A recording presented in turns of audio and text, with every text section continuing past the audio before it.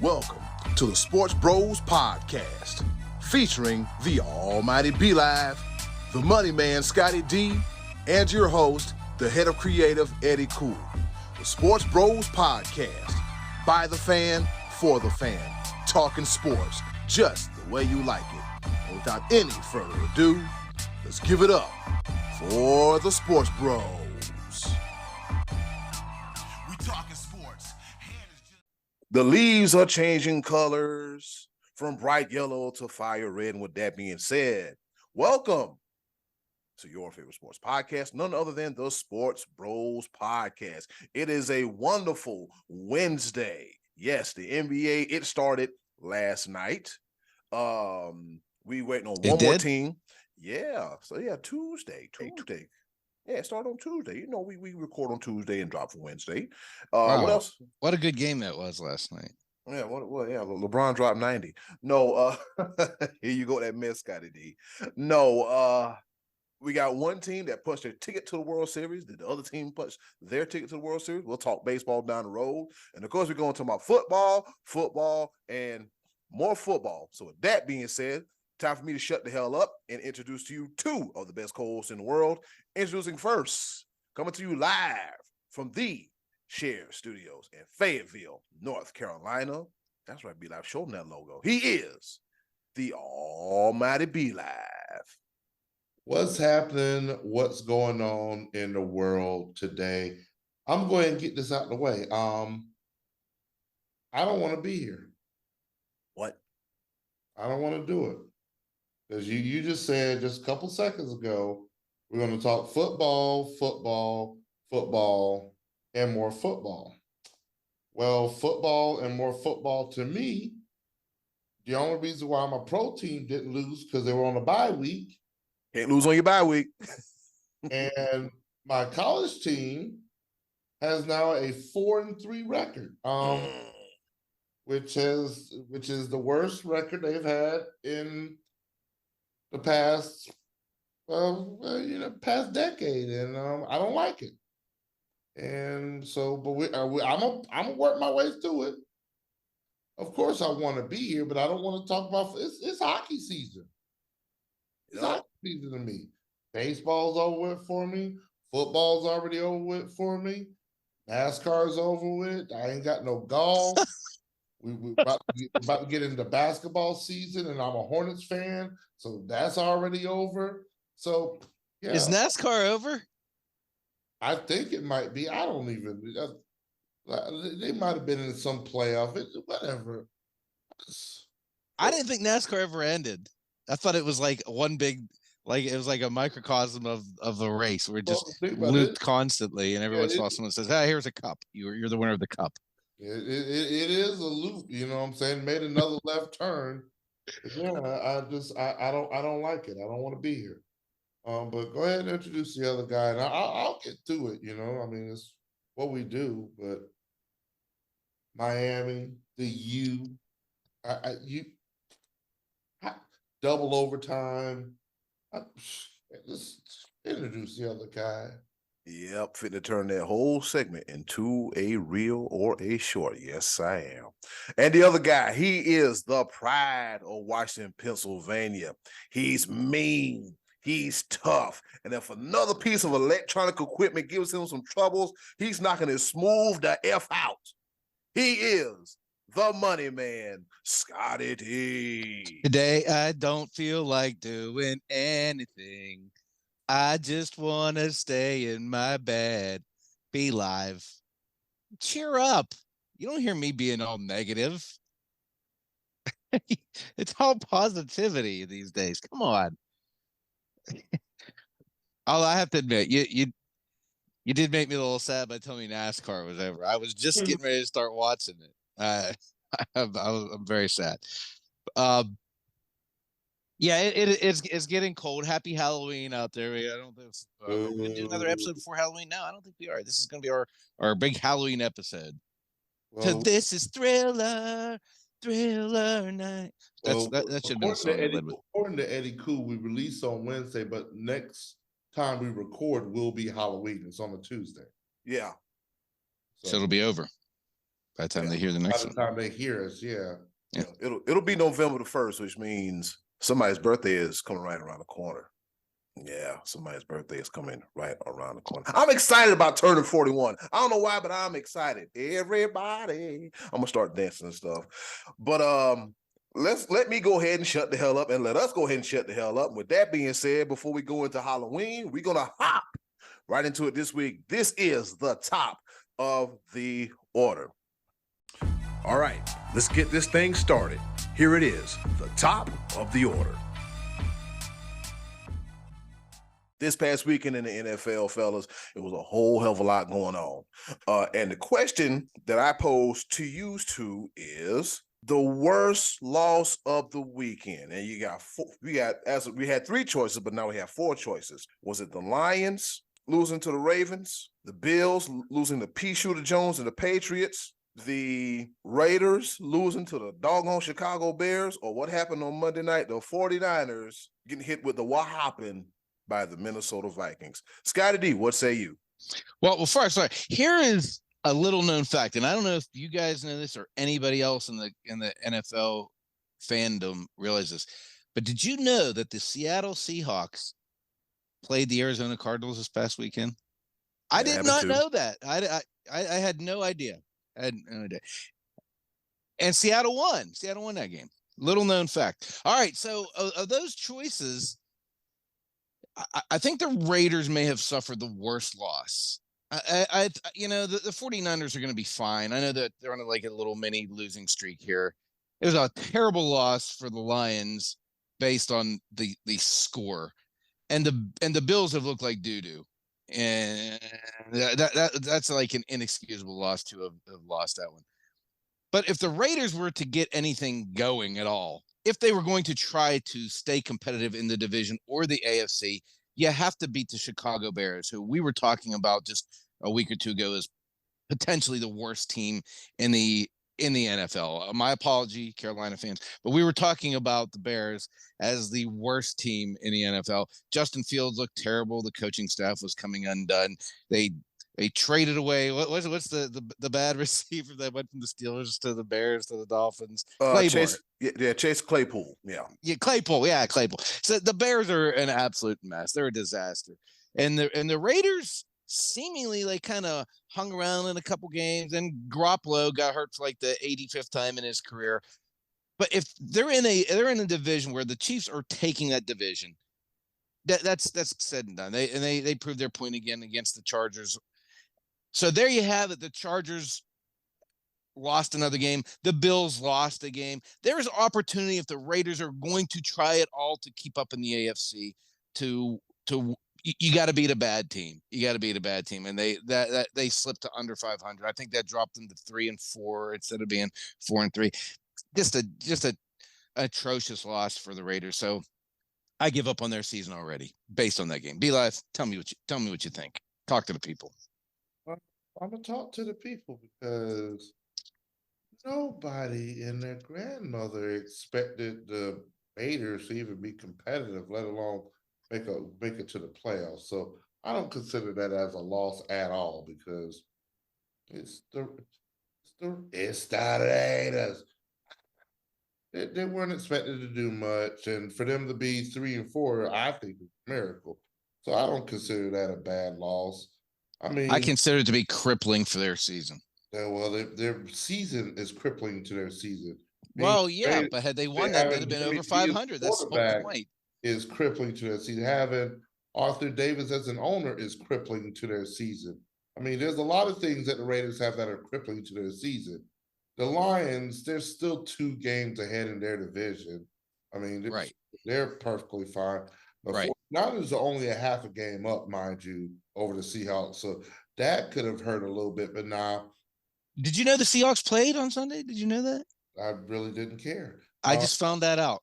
The fact that they're 4-2 is actually very surprising. Really?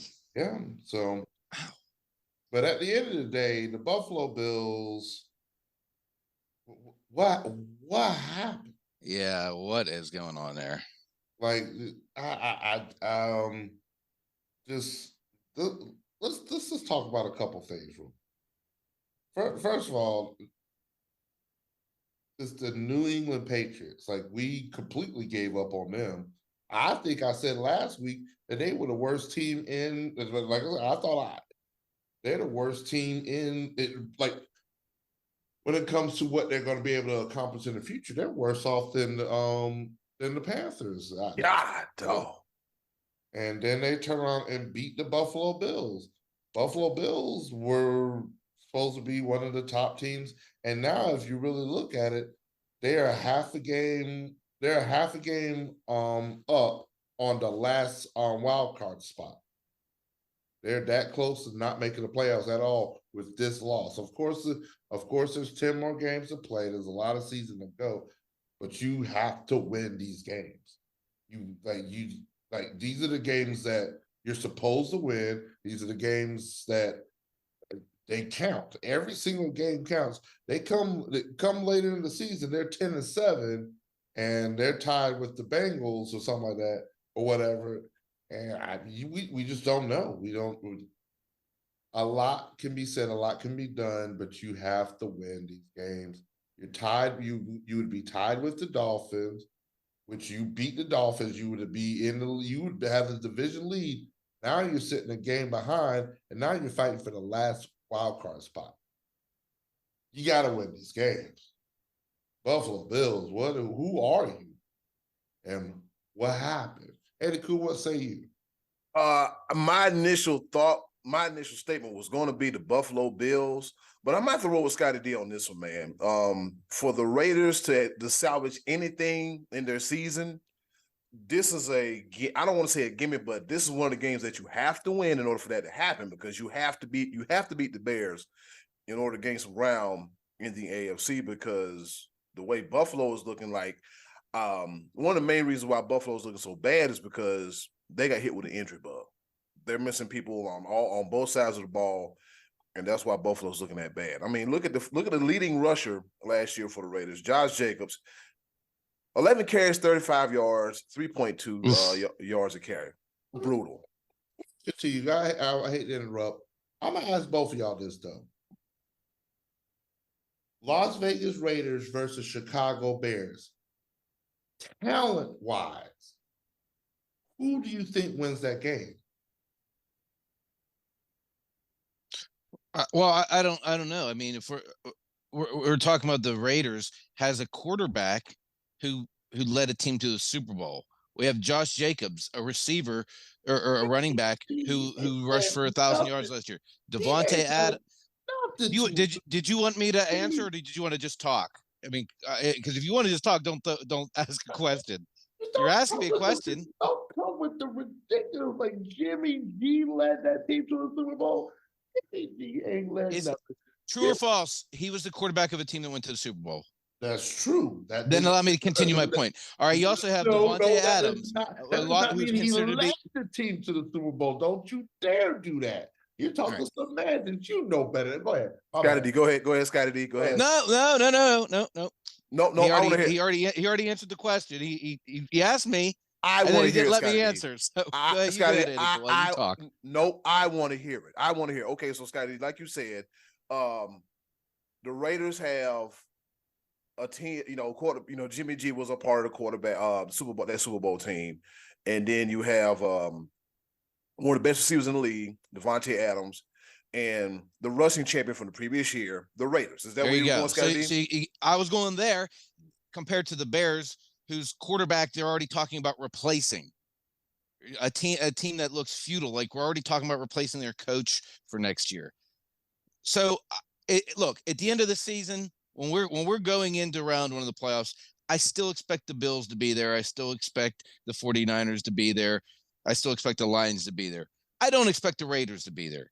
But if they had any chance at all, if you have any chance at all, this is the game you have to win. When you look around at the league and you're competing in wild card areas against the Chargers who lost, the Colts who lost, you have to, if you're going to keep up at all, if you have any expectation of making a postseason, you cannot lose to the Bears this early in the season. Otherwise, your season's kaput. And I believe, based on the evidence, that the season is kaput. So I think that was a completely unacceptable, terrible loss. That's my point. Yeah, and from the talent standpoint, I have to roll. I have to roll with the Raiders. But like you said, Scotty, it's at the point to where it's kind of like, you got one team phoning in the season, you got one team at least trying, but the team that tried lost to the other team that phoned in the season. So it's just something weird. But as I was saying, like it's just the fact that you have to win those games, and the worst loss of that week had to be the Raiders. Like you said, Scotty D, it is absolutely crippling. With that being said, gentlemen, we got next week coming up, and what game or games are we looking forward to next week? Who are you directing to? Me, him? Anybody say something? Anybody? This is something. I ain't looking forward to nothing. Because you know who my team is. They're just. Ooh, the battle of the top two quarterbacks. Houston to Carolina. I almost cussed. Bryce Young and CJ Stroud going head to head this week. I think that one's probably circled on everyone's calendar. That's got to be the game everybody is going to be excited about, right? That's the one. I knew you were going to do that. You knew you were going to get a rise out of me for doing it. Okay, I think it's going to be interesting to see how Jacksonville fares at Pittsburgh this coming week, because I don't look at the Steelers as a really good team because their offensive struggles, yet they keep piling up wins. They're 4-2. Jacksonville coming in at 5-2. And Jacksonville's a team we all expected to do really well this year. They had a couple stumbles already, but they go over to another country. Didn't they play in another country and play Buffalo? Yeah, they play about 9. They play about 9 games over there. It seems like. Where they play, Myanmar or they've won more. They've won more games over in England than they've won in Jacksonville. Damn shame. Wow. So that's I think that's a formidable test.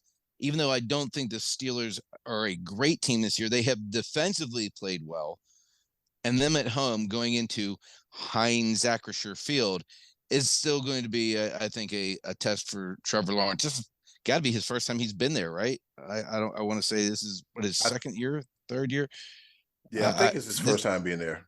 This might be his first time being there. Anyway, the Steeler fans will have the terrible titles going, and the fact that they are 4-2, despite having looked less than stellar, at least offensively, that's going to be an interesting game.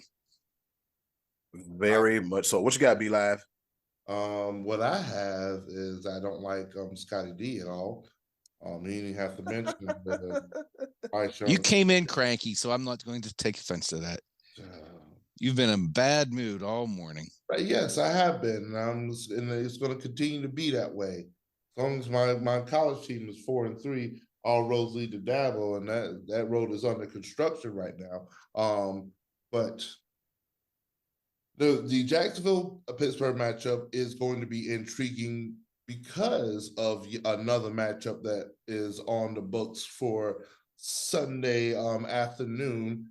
The Bengals are on the road going to San Fran. Can San Fran right the ship after a 2-game losing streak, or Cincinnati going to get back into contention and win this and really start to bother the rest of the division? Because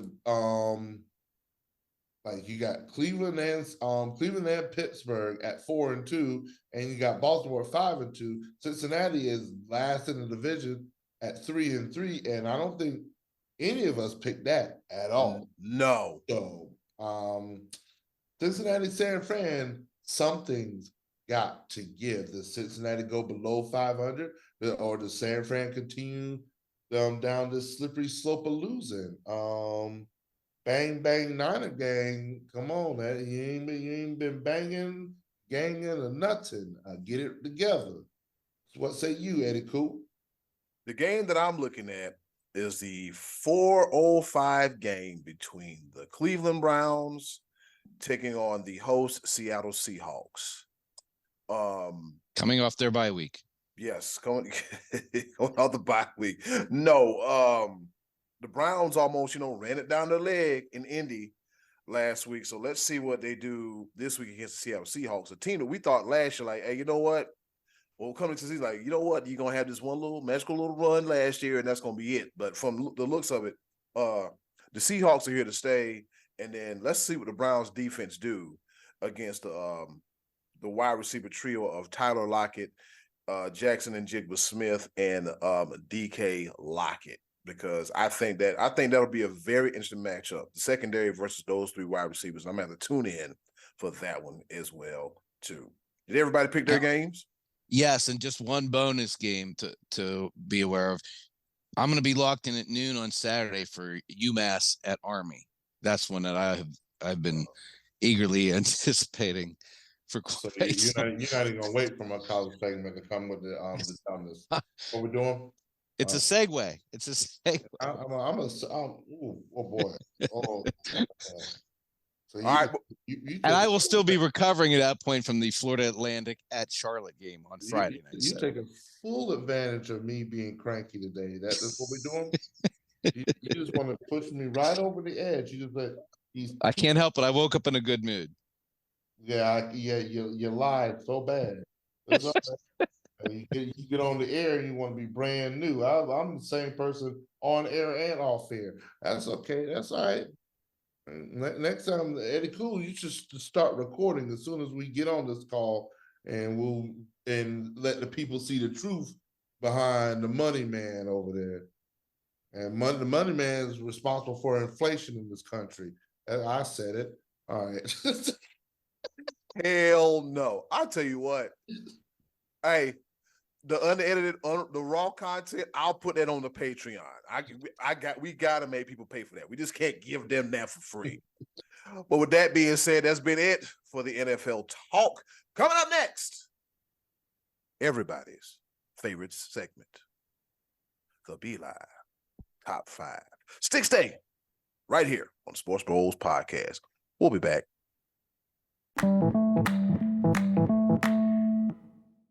Ladies and gentlemen, all y'all, pig farmers, tree huggers, professional wrestlers, amateur boxers, and deep sea divers.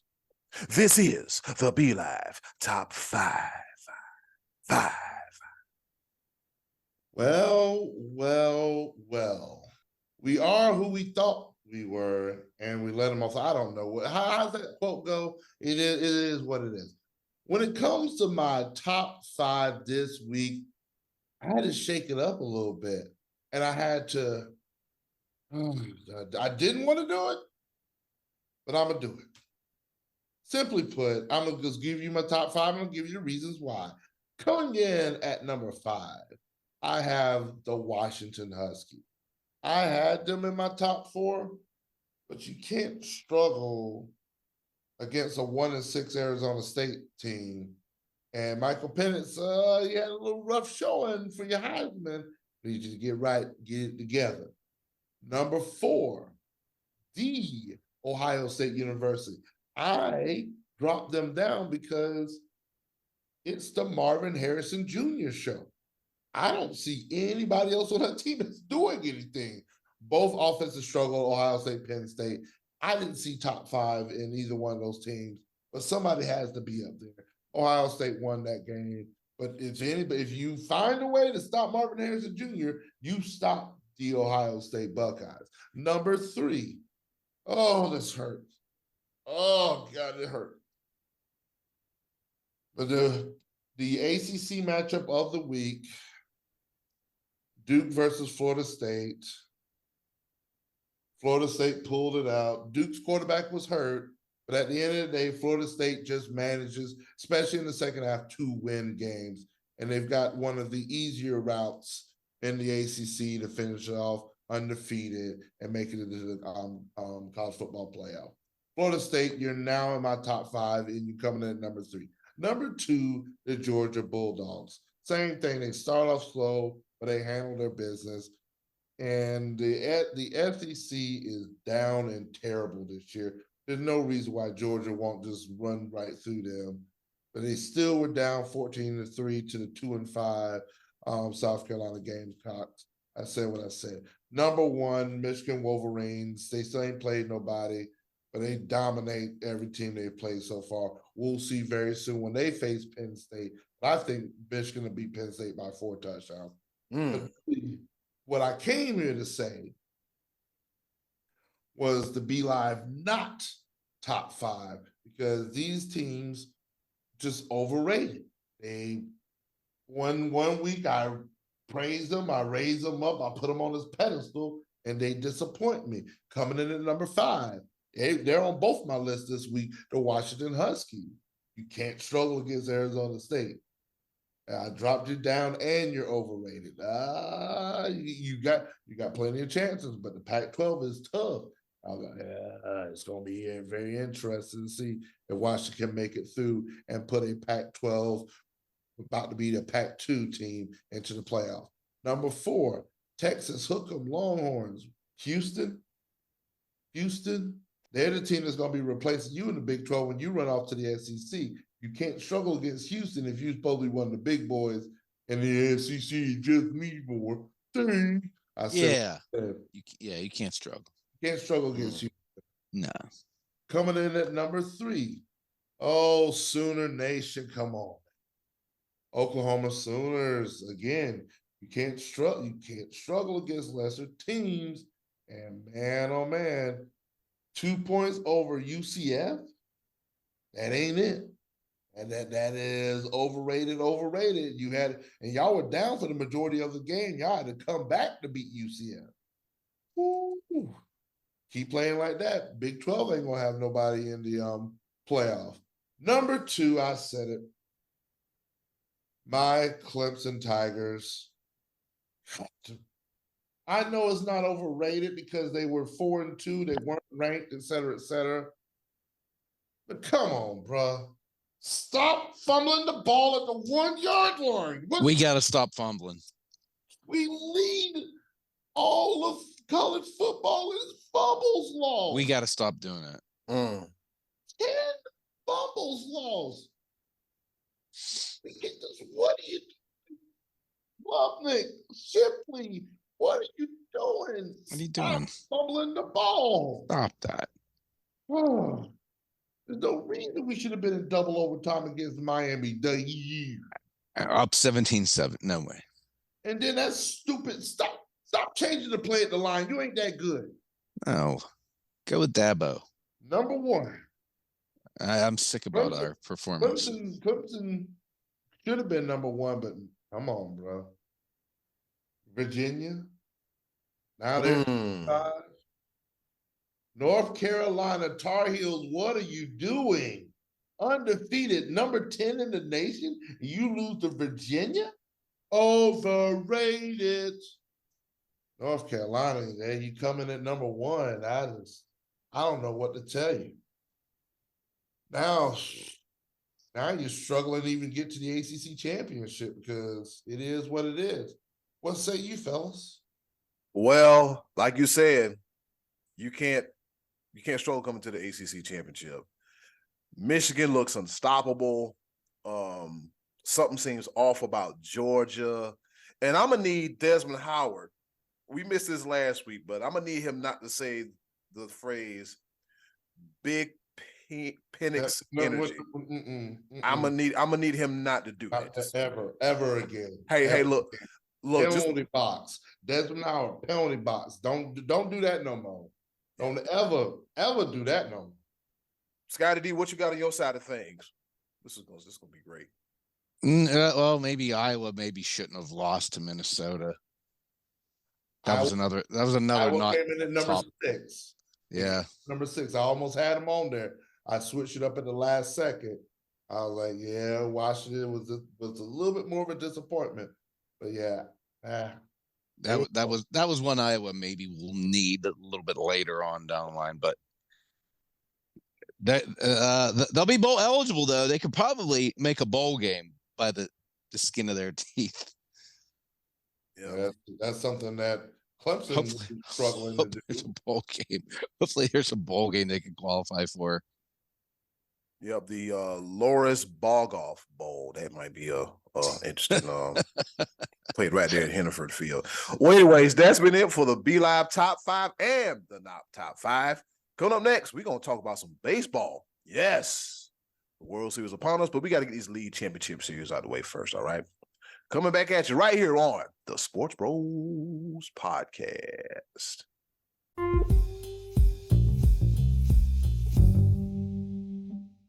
Back at it again right here on the Sports Bros Podcast. Back at you again to our listeners and everybody. We want to really thank our listeners, our fans, everyone that's been supporting us over the last 4 years, going on to our 5th year as a next year here on the Sports Bros Podcast. Love you. Thank you. If you like the shorts on YouTube that we post here, if you like it, you love it, want some more of it, let us know. We're going to keep on doing it, all right? With that being said, let's go ahead and talk about some baseball. It's almost that time. As I alluded to earlier, one team has punched their ticket to the Fall Classic. That would be the Texas Rangers. And meanwhile, in the National League, Arizona said, not so fast. Wait a minute, Philly. We got something to say, as their victory last night pushes it to a Game 7. Fellas, Scottie D, now I know you watched a big majority of baseball. I had a chance to watch a smidgen last night because I was eating some wings and enjoying some drinks and talking to people. What can you tell us about that closeout game, man, between Houston and Texas? I can tell you the story of pretty much the series was Adolis Garcia, who's just been going off. And he was mixed up into that whole Friday night brawl situation that led to some tossings. Dusty Baker punching the railing and getting tossed, and old Dusty was heated, and a mistake to Altuve, and we wouldn't have even had a Game 7. Altuve saved the day with that big hit on Friday night, and he just keeps proving to be money. But every year it seems like somebody steps up and stands out in the postseason. We had a Rosarena of the Rays a few years ago, and Jordan Alvarez of the Astros, Juan Soto, and this year it's Adolis Garcia. A grand slam in Game 6, a couple home runs in Game 7. I think he had 2 home runs on Monday night, and it was just they outlasted the Astros in a series that, to me, it's amazing because I think it wasn't the 2019 World Series where the Astros and the Nationals played and the road team won all 7 games. And here we are just 4 years later, and the Astros are involved in the same thing in a championship series where no home team won a game. The road team won all 7 games in this series as well. The Diamondbacks and Rangers kind of, or to me, seem a little similar on parallel paths here because, and forgive me, guys, if you're listening to this, you already know what happened in Game 7 of the National League. We don't, as we're recording this. But the Diamondbacks and Rangers were both teams that were hot earlier in the season and then kind of had little fall-offs. And the Rangers actually got caught at the buzzer on the last day of the season by the Astros to actually earn home field, so to speak, in this championship series. They end up winning the division by a tiebreak. They had the identical record going into the postseason. But it sets up well for the Rangers because now they're going to have Eovaldi, who's been absolutely a stud in the postseason, probably going Game 1 on Friday night. I don't know who's playing in the National League as of this recording, but the Rangers seemed to get right when they needed it at the exact time. They had good pitching. They had the bats came alive for this team. It was just a well put together club. They lost 100 games 2 seasons ago. So, hey, let's go Buccos. Gives me some hope going into this upcoming season. Be live for the Pirates. You know what? And Sky, do appreciate your input on the ALCS and the NLCS. And I'm just going to throw this out there real quick because you say that you don't know who's going to make it from the NLCS, which is true because as of recording, we haven't seen the game yet. I do know who is not making it to the World Series. Who? All of your division winners. You might as well change the name of it from the World Series to the Wild Card Series. Because guess what? None of your division winners made it. None of your buys made it. Major League Baseball, change something. Oh, here we go again. Are we going to talk about the Braves lost? The Braves lost. I knew your face was going to change when I said you're the one. You said it in our chat that the Rangers Diamondbacks would be a ratings winner. You said that, not me. Don't do. I knew. So if the Phillies are able to get past the Diamondbacks, I'm assuming it was on the strength of the bats of Bryce Harper and Kyle Schwarber and Trey Turner. The Diamondbacks, meanwhile, have had good series from Ketel Marte, Christian Carroll. Diamondbacks, please win it for the good guys. I don't want to hear nothing from the Phillies. But I said, I'm going to say it again. This is not a good formula at all. What a stellar pitching performance in Game 6 for Merrill Kelly. And here's what bothered me about that game. He had just gotten through the teeth of the order, the most powerful part of the Phillies lineup. Kyle Schwarber, Trey Turner, and then strike out Bryce Harper. And he walks off the field, and his manager extends him a handshake after 5 innings. 5 innings. And he's pulling him out of the game. And I kind of would have liked to have seen Philly just explode on their relievers and just start knocking the ball out of the park. Just for the simple fact that I hate that over managing in the postseason type of stuff. You got a pitcher who's pitching well, and you pulled him out of the game. Kelly had thrown 90 pitches. Yeah, I get that. But this is it. You got to empty the tank this time of year. So that sets up our Game 7, which you know what happened and we don't. Yeah, as you said about pitching. Oh, go ahead, B-Line. It should happen. It should be 1 game, a wild card, 7-game division series, 7-game championship series. You will see who should. It's okay. You can edit this part out, right, Eddie? Baseball shorten this up a little bit. Baseball players are not meant to have a week off. I said what I said. I'm still sticking to that because it's in our face, right? Plain as day. Houston Astros out. Dodgers out, Braves out, Orioles out, Brewers out. Does it happen like it every year? Twins out. This formula has only been in existence for 2 years. There's been other formulas where there has been a bye, if I'm not mistaken, for number 1 team. Last year. Yeah, there has been. Yeah. And the same okay. Thing. All right, before good talk, B-Life. Good talk. Oh, Lord. Before y'all kill up each other, I'm with you, Scottie D. If the pitchers cook and let them cook, especially like you said, if we got through Schwarber, Turner, and Harper, let them cook. Just send him out. If he walks the first guy or gets hit hard, then you pull him. Your bullpen's ready. There's so much. They put so much stock into. I want to give my reliever a clean inning. They don't want anybody coming in with somebody on first base, but they did win the game. Yeah. That's okay. Ta-da. All this extra stuff y'all talking. Man, I love postseason. That's what our whole show is. Talking extra. That's all. That's actually what the show is. You should really get some more sleep before showing up cranky on our shows. Eddie comes in smiling. I come in smiling in a good mood. You come in cranky. What's the next topic? What else are we? Button hit it? Is that what's next? He's looked like he's ready to hit Scottie D. That's what it looks like. I think I'm going to root for the Rangers. You gonna root for the Rangers? Be live. You know, we don't give a damn who you gonna root for, man. Who you gonna root for? I'm rooting for the Diamondbacks. Okay. I'm rooting for the Diamondbacks. I'm rooting for National League. I'm rooting for it's not the Phillies. So there you go. I'm rooting for the National League. And I'm rooting for not the Phillies. There you go. Ta-da.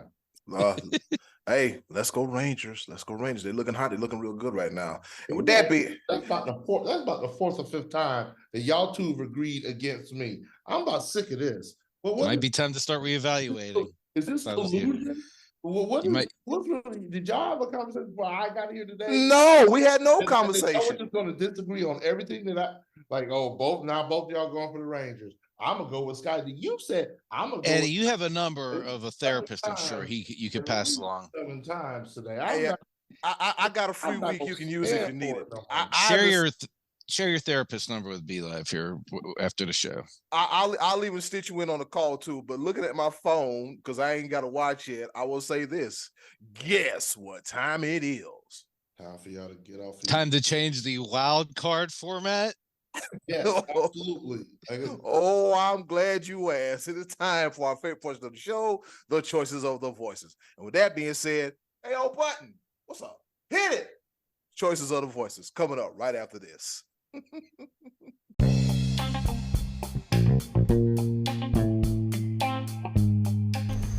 And now, our favorite part of the show, the choices of the voices. Once again, thank you to the wonderful and everybody holds your ears. Ever So lovely, Miss Button, for introducing our favorite portion of the show, the choices of the voices. It is back after that weird 2-week hiatus. Y'all know how it is, man. We ask y'all the questions, y'all give us the answer. We talk about it right here on the People's Choice. The choices of the voices, the best in all of the podcast world. All right, Scottie D, what's on tap for this week's choices of the voices? Well, of course, if you remember, the question that I came up with was to share with us a favorite commercial, past or present, involving an NFL player or personality. And I've thought long and hard about this. I can't wait to share my answer. Eddy, cool. What did the people say? You tell another one before it gets cold. All right, so here we go. We have Rodney O'Neal Bellamy, Hot Rod, Rodney Bellamy. And he says, the late night Tom Emanski, Fred McGriff in instructional commercials. If y'all don't remember Tom Emanski, he was the baseball hitting guru. And he also had Fred McGriff in that commercial as well, too. All right. That was a favorite commercial? That wasn't that good. Wait a minute, hold on. B-Live, ain't this a penalty box worthy moment here? Because it was baseball. Yeah, that's absolutely. See what happened was. But you know what? We gonna let it slide because we remember it. Most of us remember it. All right. All right. Moving right along, we got Jeffrey Lewis. He says, "Me and Bird, nothing but net." Michael Vick amusement park ride and the Bow Nose commercials. You know, that's another. Well, he got one. Oh man, that's two that they went right past the NFL part and just saw commercial and it's like, oh yeah, I remember this. No, that's good. All right, we got another one. Kevin, don't call me Dwayne Wade. He said, "Chicks dig the long ball." Tom Smoltz and Greg Maddux. I'm sorry, Tom Glavine and Greg Maddux. Who are these people? Anyways, I'm about to go back. Let me see, make sure when you posted the question. Let me see, because clearly it says that featured NFL players or coaches or broadcast. Favorite commercials with NFL players. Who you got? Oh. All right, so here we go. Moving right along, we got our Hall of Famer, Uncle Max. He says, Mean Joe Green Coca-Cola commercials. See, we rely on the Hall of Famer and his wisdom to get it right. That's one of the greatest of all time, too, that Mean Joe Green commercial. Love it, love it, love it. Help me out with this one, fellas. Joel Turner, sports agent extraordinaire, he says, taste great. What? Miller Lite had a series of commercials. Taste great, less filling. Okay, gotcha. All right, so here we go. Brad Thomas, there was a local commercial for Harrison Ford with Drew Pearson and Bill Elliott, one of the best. We don't just beat the other guys' prices, we crush them. Yep, that's a great one. And he says Will Jarger also remembers that commercial as well, too. All right, then we got another one that says, okay, all right, and this the Harrison Ford, it's the Harrison Ford commercial. Jim Catfish Hunter, Drew Pearson, and Bill Elliott. So he had a link in there for it. Okay, yep. And from the looks of it, that's it. We probably got 2 football answers out of all the commercials. Hey, man, it is what it is. Our listeners are a little hard-headed, but we love you. We love the hell out of you. B-Live, what's your favorite commercial? Oh man, well, this is near and dear to my heart. You know me being a homer and just reminiscing of the past and the great things about my Carolina Panthers. But everybody should remember Cam Newton, and this little kid, wanting to be just like Cam Newton and wanting to grow up to be like him. I actually forget what was the basis of. Was that a milk commercial or? Oh, I think it was just like a NFL promo commercial. oh yeah, okay. I think that's what it was. Like a Play 60, something like that. Yeah. Mm-hmm. Okay. Right. Say, I'm just warming up. I'm just warming up my arm. I was like,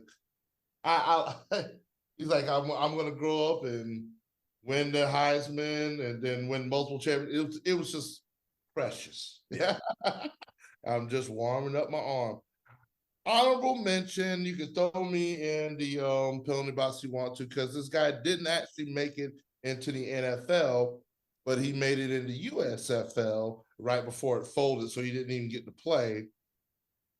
But Lester Speight, I think Lester Speight, or better known as Terrible Terry Tate. Oh, I love those commercials. The office linebacker. I love those commercials. Lester Speight, he made it to USFL. He didn't make it to the NFL, so this doesn't quite qualify, but those commercials were priceless. Here comes the pain. Did you not? Did you? What did you not? The coffee. The coffee, the stapler, and everything. Oh. Well, I think they didn't recycle the can or something like that. And the guy was like, curled up in the corner, looking at the garbage can in the fetal position. Because Terry Taylor's about to whoop that ass. You can't cut the cheese wherever you please. Yeah. You killed a Joe, you make some No. Oh man, that's a classic one, real classic one. Oh man, I'm sorry. Those series of commercials. He should have made it to the NFL based off of just those commercials alone. Oh man, I would love to hear him just with a hype speech. Like he'd do better than Jameis Winston over here eating W's and everything. But we strong. We still crab legs. We strong. Scottie D, what you got, man, for favorite commercial? Did we give him enough time to think of something? I got a couple. Yes. The Bonos was obviously a classic, and the Mean Joe, those were classics. I like most commercials with Peyton Manning. They're going back to the original chicken parm, you taste so good. That's been several years now. It's probably been 5 or 6 years. And then one with him and Eli were in the ESPN studios, like taking a tour, and they were kicking each other and fighting like real brothers would do. Like little kids. Oh my God. Yeah. Oh yeah. Kicking them in the butt. Yeah. That was good. And then there's one, I wish I remembered this better, but the late Derek Thomas and Neil Smith, when they were teammates, there was one where it was, I think, a 1-800-COLLECT, if I'm reading that right. And Derek Thomas was firing Neil Smith up in the locker room. He was all mad, and because I think someone had called him collect. But do you guys remember the series of commercials? And this wasn't really the players starring in, but it was about the players, where Dennis Hopper was a referee. This is probably in the early 90s, and he was playing like this odd character, and he was sniffing Bruce Smith's shoe in the locker room, and it was like following Barry Sanders around, like to the point where like he was like on the field peeking at Barry Sanders. Maybe you guys remember, it was a real popular series. We had like probably 4 or 5 of those, but I remember him saying, Bruce Smith's shoe, man, Bruce Smith's shoe. And he was in the locker room sniffing it. But like I said, Bruce Smith wasn't really the star of that commercial. They were showing like footage of those guys playing, but it was Dennis Hopper kind of sneaking around as this sort of odd stalker referee type thing, which is kind of funny. But yeah, and I liked all those Taste Great, Less Filling commercials. Those were always fun as well. So here's a handful of off the bottom of my head. My man Posse Pan Scottie D. I'm like, well, if B and I bought him no time, Scottie D will get together, and I'll just go ahead and close it out. All right, my favorite commercial is an NFL on Xbox commercial. It's called People Skills. It was that big time where the Xbox was making that big push about the NFL being on the Xbox and all that stuff. And at the time, it had Broncos pass rusher Von Miller, Antonio Brown before he became AB, and Russell Wilson, right? And it was about like, okay, we gotta engage with people and make them want to actually by the game or whatever, right? So it showed Russell Wilson, he's getting beat by a girl. He was so mad that he took the football and threw it into. He was like, good job. And then the next scene had AB at the barbershop giving people jacked up haircuts and everything, and the kid was in the chair playing the game or whatever. Then the kid moved forward, and he just took the clippers and just gave him a intercoastal waterway haircut right across the side of his head, and he's shaking his head. And AB looked sane back then, poor fella. And then finally you had Von Miller. He was playing with a kid in the living room. It's like, oh, Von Miller, I'm beating you. And then Von Miller looks over at the kid. He smacks the controller out of his hands. He's like, strip sack. And then goes back to playing the game or whatever. And then so I guess the three come back to the office or whatever. Antonio Brown's combing his hair with this Demolition Man style haircut with a pick.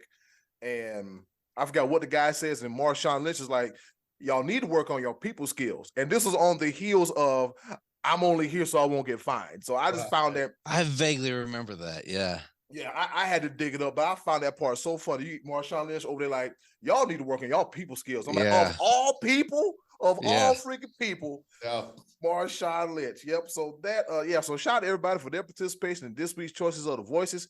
Scottie D, what's on tap for next week? Here's a memorable one. Here's one we won't forget.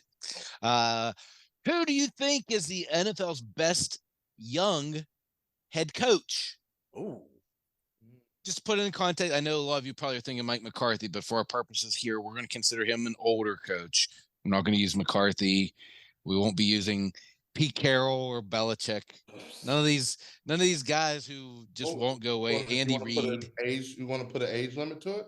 No, I'm gonna let you. I mean, I put a sport limit on this commercials one, and that didn't mean anything. We'll let you determine your own young head coach. You're thinking the Mike McDaniels, Sirianni, Shanahan's, those kind of guys. So, best young head coach in the NFL. Eddy, cool. That'll give us something to talk about next week. Yep, that will most definitely give us something to talk about next week. And that's it for the Choices of the Voices. Hey, we're finna wrap this thing up, but before we go, Around the Pepper coming up right here on the Sports Bros Podcast.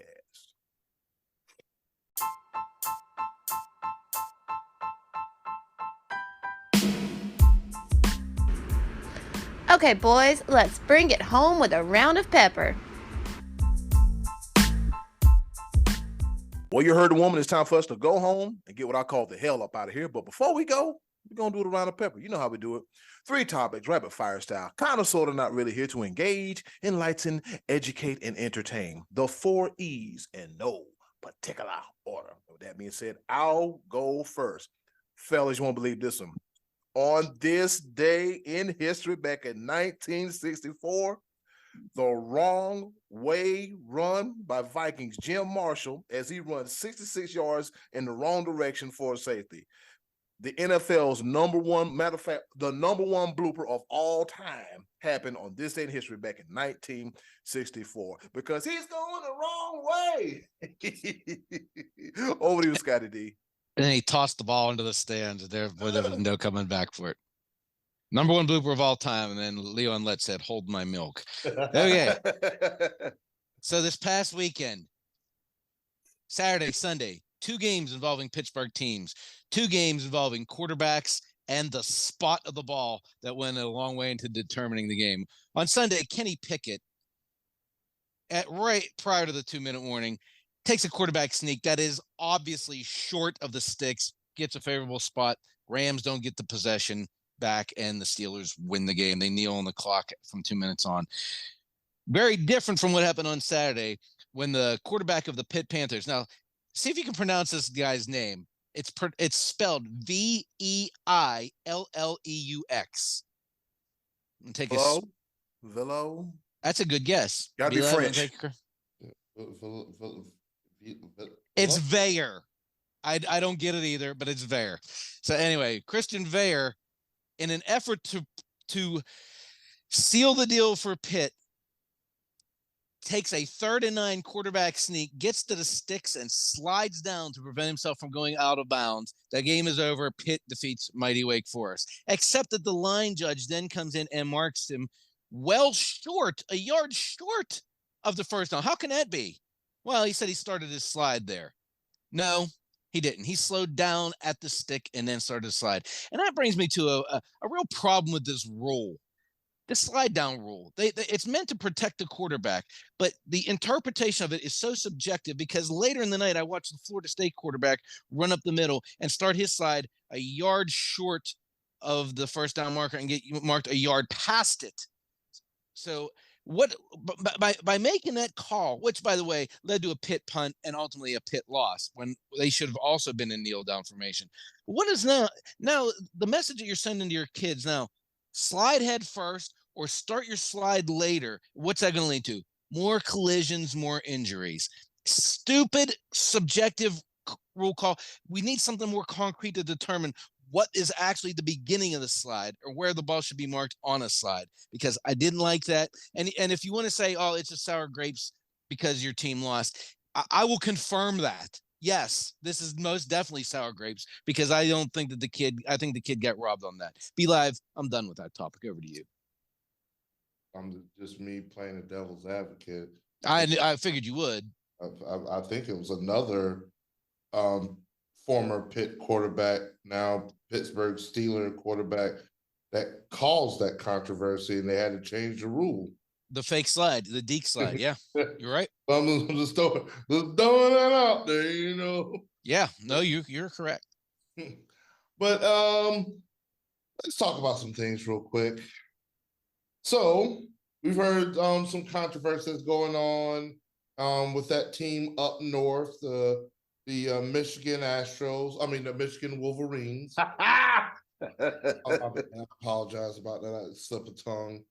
But there's been a name attached to the staffer because there's been a guy that's got tickets to other games, scouting other teams, and he goes by the name of Connor Stallions. He was suspended by Michigan, and he's at the center of the NCAA's sign stealing probe. He purchased tickets in his own name for more than 30 games over the past 3 years at 11 different Big Ten schools from multiple sources. And so the fact that Michigan suspended him after the fact, there's going to be some consequences. Michigan, you're too close. You're too close. And Stallions forwarded the tickets to other people. Like, come on, bro. Michigan got caught red-handed. This is not going to be pretty, and I want to see how they sweep this under the rug. But as much as I'm rooting for Michigan, that team up north, because I do not like Ohio State, this is going to have some consequences. Eddy, cool. The ball. Yep, and I'm pretty sure we'll hear all about it right here in good old Ohio, all right? Second paper point. On this day in history back in 1975, the Denver Nuggets, their first game at McNichols Sports Arena, and they beat the St. Louis Spirits, or the Spirit of St. Louis, whatever you want to call it. So, basketball season started yesterday.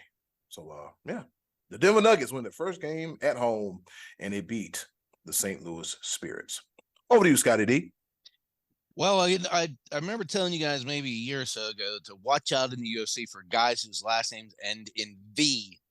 Kazmat Chimaev, Ankalaev, Islam Makhachev, because I said they were all going to end up getting belts. Well, on short notice this week, Islam Makhachev defended his belt against Alexander Volkanovski in a rematch. Now, in the spring, these two fought, and Volkanovski dropped the decision 3 rounds to 2 on every scorecard, I believe. And a lot of people thought he should have won that match. So now when Charles Oliveira is supposed to fight Makhachev, he drops out, Volkanovski steps in and promptly takes a head kick in round 1 to end any chance of a 5-round classic rematch. And in similarly, Kamaru Usman on short notice took a fight against Kazmat Chimaev. It was a 3-rounder that all 3 rounds went to Chimaev, and he does not yet have a belt, but it seems to be like any day now. So anyway, that's where we're headed. We were ready to have the V ending name dominant era of the UFC. It is just about upon us. Be Live, to you. Boy, oh boy. My second pepper point coming to you is just disappointment, because I'm almost tired of reporting on this guy, but he keeps getting back in the news. And he was mentioned earlier, we'll talk about a couple of commercials. Antonio Brown. Oh, Lord, what he done did now. Before he became AB. Here comes AB again. I don't know why AB has such trouble paying his obligations, unpaid jury bills, Paintings. not paying his players, et cetera, et cetera. This time, he ain't paying his baby mom, and it put him right into jail again. He bailed out, but he's allegedly failing to pay $31,000 in child support. He was arrested outside of his Florida home. He's posted bail. The mother of his daughter, his baby mama, Wiltrish Jackson, said that she wanted Brown to be arrested, according to TMZ, according to Rhiannon Walker of Yahoo Sports. Right now, he's making a mockery out of the judge, out of everything, because he feels like he's untouchable. He may have been untouchable on the field, but not when it comes to his bills. Eddy Cool, the ball. Pay your damn bills, AB, especially that child support bill. That's how they jam you up. I wouldn't know from experience, but from what I heard, they don't play when it comes around to that. All right, third and final paper point. We got 2 birthdays today, fellas. Happy birthday to the Sass God himself, Jalen Ramsey, who is currently on IR with the Miami Dolphins. He was born on this day in 1994. Played for the Jaguars, the Rams, and as I mentioned, the Dolphins. He was born in Smyrna, Tennessee.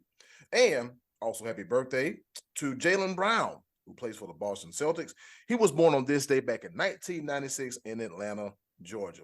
It's a lot of money between them two. Let a brother hold a dollar. Happy birthday to both of y'all. Over to you, Scottie D. Major League Baseball has announced a few candidates for the Hall of Fame induction coming up. And the one that I am most excited for, and I pray gets in, is Jimmy Leland, former Pirates manager, who was just a fluke hit away from Francisco Cabrera from going to the World Series with the Pirates in '92. He did make 3 World Series appearances, winning 1. He's a 3-time manager of the year, and he's got over 1,700 wins as a manager on his resume. He was always a class act. I love Jim Leland then. I love him now, and I hope he gets that the votes necessary to be a Hall of Famer. Be Live, finish us up here. Put him in there. Quit playing. Yes. Third and final pepper point. You know how I like to do things. At the end of the day, I always scratching my head, asking, what happened? All right, fellas, real quick. I already know the answer from Scottie D, but I'm asking anyway. Eddy Cool, have you heard of the rapper Tut Tarantino? No, I haven't. Well, he's an up-and-coming rapper. Yes, I have heard of him. Go. I think. Is this who I think it is, son? Yeah. I've actually heard of him then. Yes, I have heard of him. Tarantino, better known as Michael Irvin's son, has stirred up just a little bit of controversy in his household because Michael Irvin is over here listening to his son rap, and he's like, you ain't had to live through any of this at all. You're rapping about my life. You lived in a gated community all of your life. What the hell are you talking about? He says this on Undisputed Live on the air on blast. He's rapping about my life. I said, oh my goodness. On Front Street by his own dad. Bruh, if that don't kill a rap career, yeah. Let's see him go to court wearing a full-length mink. Then you start rapping about stuff. Jesus. Yeah. Michael Irvin on the air saying his son is flat out lying about the lifestyle that he's living. Yeah. Woo. Crazy. And then closing, do something nice for yourself. And if you can, do something nice for someone else. They'll greatly appreciate it now more than ever. Be a blessing, not a burden. Be Live. Take us home. Yes, sir. And as always, thanks for listening and watching the Sports Bros Podcast. We're out of here. Bye-bye. In 3, 2, 1. Well, almost. All right, y'all. Bye. We out of here. Hey, it's Eddie Cool here from the Sports Bros Podcast. Thank you for listening. And as always, continue to follow us on all of our social media platforms. Just click the link in the description box and keep up with the Sports Bros Podcast. And once again, thanks for listening.